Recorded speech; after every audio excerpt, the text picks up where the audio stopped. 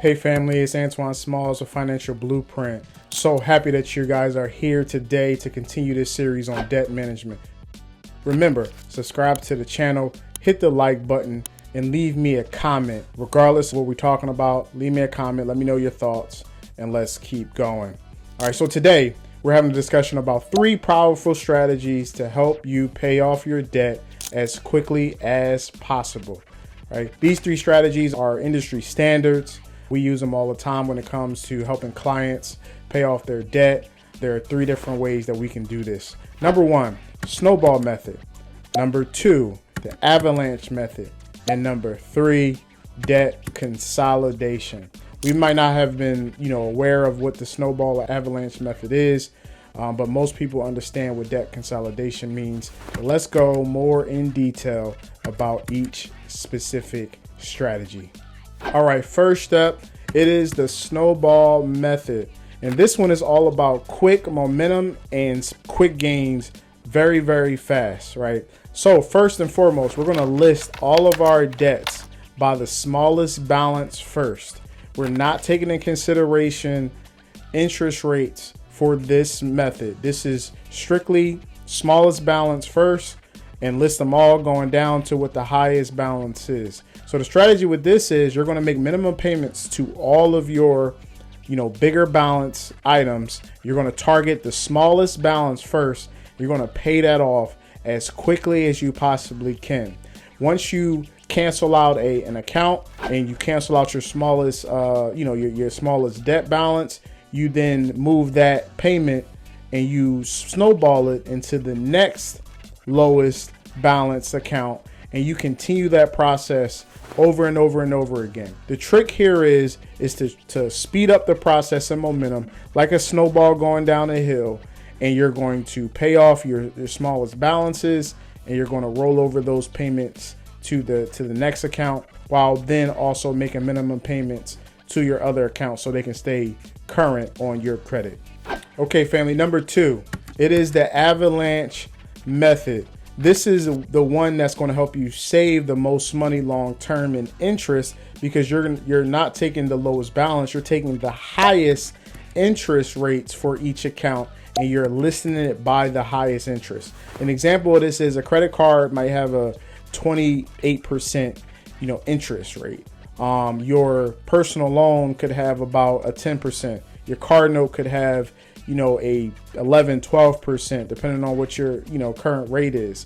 It's important to know what these interest rates are, and as you list them from the highest interest rate down to the lowest interest rate, you're going to, again, similar to the snowball method, you're going to make minimum payments on all of the accounts that does not your highest interest rate, and for the highest interest rate account, you're going to try to pay that off as quickly as you possibly can while making minimum payments to all of the other accounts. This is going to help you save money in the long term on interest, and is the most cost saving effective strategy per each strategy that we're discussing currently today. So again, the avalanche method is based on interest rates and based on interest payments. You want to try to get your highest rate accounts paid off as quickly as you possibly can, and then you're going to then roll over those payments to those secondary accounts as you go down the list towards all your debt accounts. All right, last but not least, we have debt consolidation. This is a little bit more in depth of how you can use debt consolidation method and strategy to pay off your debts. If you have a large amount of debt balance as well as high interest rates, debt consolidation could be effective from the standpoint that you're basically rolling over all of your debts into one loan. You paying those balances off at one time, and you're basically having one loan versus having all of your different debt accounts. One way some people utilize this strategy is they take a balance transfer from a credit card with a 0 interest credit card for a period of time. Let's say that you have a promotion for a credit card where it says, hey, for the first 18 months, there's 0 interest balance transfers on this credit card. You take the balance transfer, you transfer the money, you then take the money, pay off your accounts, and now you have a 0 interest credit card for 18 months. And the big thing with this is you got to make sure you pay off that credit card balance within that 18-month span, right?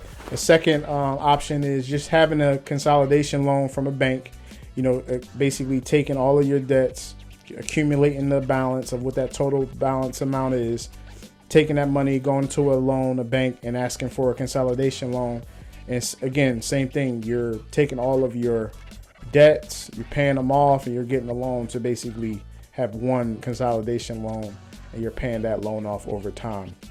Last but not least, you have the option, if you're a homeowner and you have equity in your house, you can take a home equity line of credit or a cash out refinance, taking the equity from your home and then utilizing that equity to help you pay off your debt balances, and basically taking a new loan, a new cash out refinance loan on your property, or a home equity line of credit if you don't want to have to cash out refinance your equity in your house. So again, snowball method, it's about momentum and fast gains, right? Secondly, avalanche method, it's about saving money long-term on interest over a longer period of time, taking your interest rate amounts and paying those off. Last but not least, you have consolidation loans.